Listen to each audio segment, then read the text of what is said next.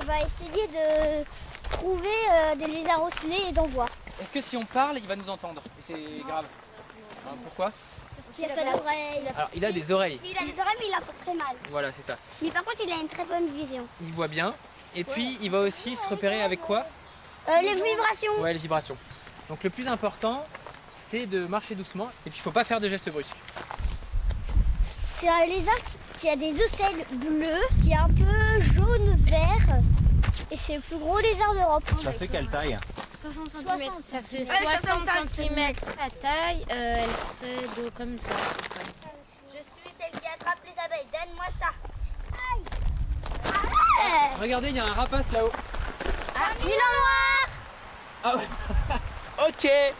Bien joué, c'est un Milan noir. Et une longue queue. Voilà, il a une longue queue. Sinon, c'est un circaète. C'est fort, hein. Ouais. Ouais, ils sont motivés et tout, c'est parfait. Il y a beaucoup d'enfants en France qui arriveraient à faire la différence entre un Milan d'or et un circaète. Ah, déjà, parce qu'il y a beaucoup d'adultes tout court qui seraient capables de faire la différence. Donc non, c'est bien, c'est super chouette. En fait, ça va très vite.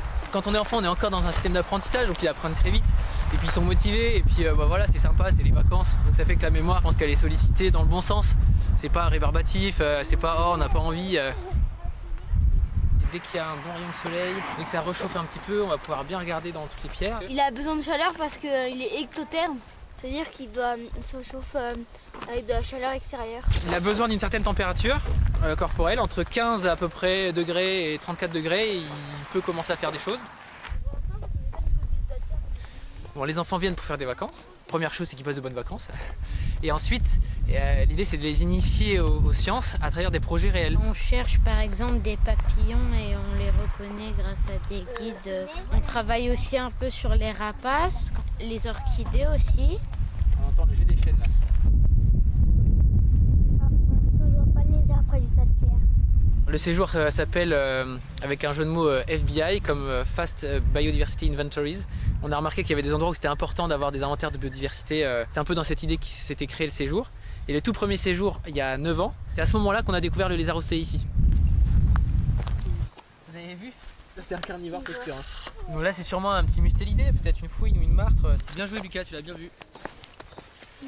La science participative, ça peut vraiment aider les chercheurs parce que on ne peut pas avoir une capacité d'échantillonnage énorme juste avec les chercheurs, parce que la biodiversité c'est très large, les espaces sont très grands.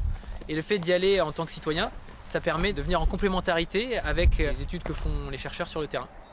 Là il y a un petit rayon de soleil qui vient, on peut rester un petit peu là le temps que le soleil chauffe un peu. Oh là là, alors là il y a 2 oiseaux qui sont très rares. Alors, regardez les oiseaux les jeunes. Hop. Donc le Percnoptère d'Égypte, je vais essayer de le prendre en photo. C'est le vautour le plus rare de France. Je ne sais plus exactement combien il y a de couples, mais ça se compte en dizaines en France. Ce qui est hyper intéressant, c'est que dans cette région-là, ils ont réintroduit les vautours fauves, ils ont réintroduit les vautours moines, ils sont en train d'essayer de réintroduire le gypaète barbu et ils y arrivent plus ou moins. Et ce vautour-là, il est revenu tout seul. Donc c'est quand même hyper positif. Tu penses qu'ils vont faire des bébés? Bah j'espère. Mais on dirait un espèce de goéland. On est sur un espèce de goéland, c'est vrai. C'est pourquoi on les a tous tués les vautours. On a beaucoup tué les vautours, on les a beaucoup empoisonnés parce qu'on croyait qu'ils apportaient des maladies. Et en fait, on s'est rendu compte que c'était l'inverse. Ils empêchaient les maladies de proliférer. Mais comment ils ont empoisonné? Bah on mettait du poison dans les carcasses, ils mangeaient les carcasses et ils mouraient. Et ouais. Des fois c'est juste un museau qui dépasse, il y a juste un bout de queue. En fait c'est assez difficile à détecter, donc il faut persévérer. Vous en avez vu combien des lézards ocellés jusqu'à maintenant? 2. Enfin, un et une patte d'un deuxième. Ça nous a surpris un petit peu parce que c'est un petit peu rare. Le lézard ocellé il est réparti, c'est Portugal, Espagne et sud de la France. Donc c'est une petite population, c'est une espèce qui n'est pas très répartie. Et aujourd'hui elle n'est pas en voie d'extinction mais elle est menacée. Toutes ces populations sont en régression, voire en forte régression. Donc c'est assez préoccupant. Et c'est aussi pour ça qu'il y a eu un plan national d'action à l'échelle française déjà. On cherche des endroits où ils viennent souvent et après on met tout ça sur un site. Et les données vont vraiment être utilisées. Donc là on a eu en visio lundi la responsable du plan national d'action. Et on a aussi rencontré le chef de projet de l'espace naturel sensible. Et on va partager les données pour que les données qu'on collecte soient utilisées dans la base de données de l'espace naturel. L'autre fois, on en a vu un peu dans des régions rocheux. Ça peut être aussi dans les petites fentes des rochers, des touffes d'herbe et des petits buissons. Le numéro 1 de la disparition des espèces, c'est la destruction de l'habitat. Et donc là, clairement, en région méditerranéenne et en Occitanie, c'est ça qui le menace le plus, c'est la destruction de son habitat par les infrastructures routières, l'urbanisation d'une manière générale. Comme il doit traverser la route, des fois il se fait écraser. Et aussi, on donne des antibiotiques aux vaches et du coup, quand elles font leur bouse, les vaches, et les insectes, ils peuvent pas venir à cause des antibiotiques. Tous les bousiers, toutes les mouches, toutes les larves, soit elles meurent à cause des antibiotiques, soit elles n'y viennent pas puisque c'est des antibiotiques. Donc c'est hyper mauvais pour les champignons, les bactéries, tout ce qui est censé décomposer les déjections. Et donc derrière tout cet écosystème de la bouse de vache disparaît.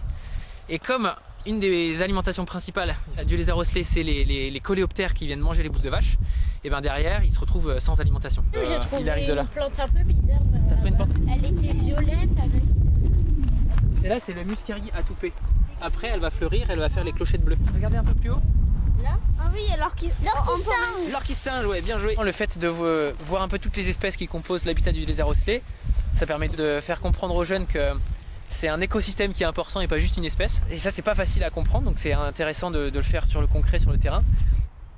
Ouais, il n'y a pas 5 minutes d'affilée avec du soleil, c'est compliqué quand même. Mes chers amis naturalistes, on lève le camp. Là, non seulement il y a des nuages, mais en plus il y a cette espèce de vent qui est gelé. Les enfants sont gelés. Donc là, clairement, les lézards ils restent tranquilles sous leurs cailloux. Et d'être dehors, d'être immergé, de pas juste en parler dans les livres, ça leur permet de retrouver une connexion et d'amener cette pédagogie autour de la biodiversité. Parce qu'on parle de la biodiversité très souvent, à la télé, dans les journaux, même dans les livres pour enfants. Mais finalement, il n'y a pas grand monde qui saurait vraiment expliquer ce que c'est que la biodiversité. Et je trouve que le meilleur moyen d'en parler, c'est de la vivre.